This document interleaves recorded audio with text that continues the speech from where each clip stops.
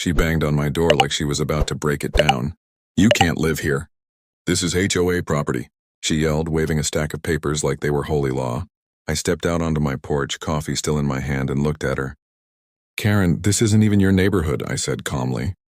But that only made her louder.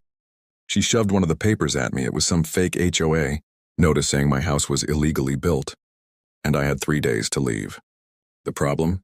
My land wasn't part of her HOA, and I had the legal documents to prove it. But before I could even explain, she pulled out her phone. "I'm calling the police right now. You're trespassing on my community," she snapped.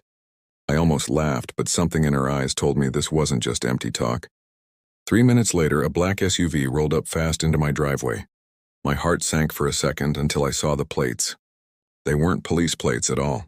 Karen hopped up and ran to them like she'd summoned an army. "Arrest him," she demanded, pointing straight at me. The two men stepped out, wearing badges on cheap lanyards, and started walking toward me like they owned the place. I took one slow sip of my coffee and said, "Before you take another step, you might want to know who I am." Their faces changed instantly, like they realized they'd just walked into the wrong yard. And they had no idea how wrong this was.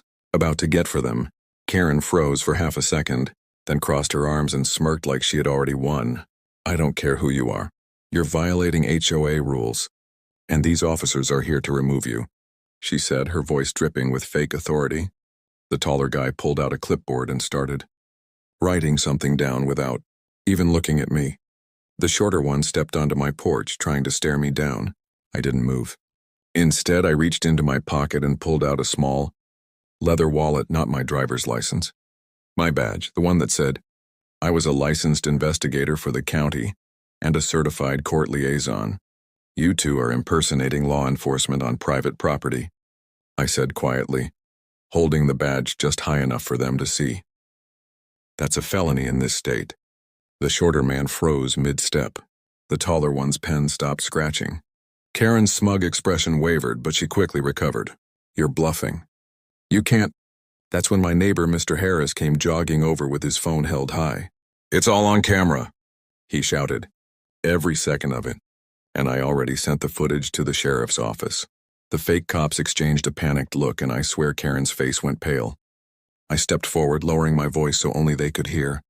"You have about 10 seconds to get off my land before the real police arrive.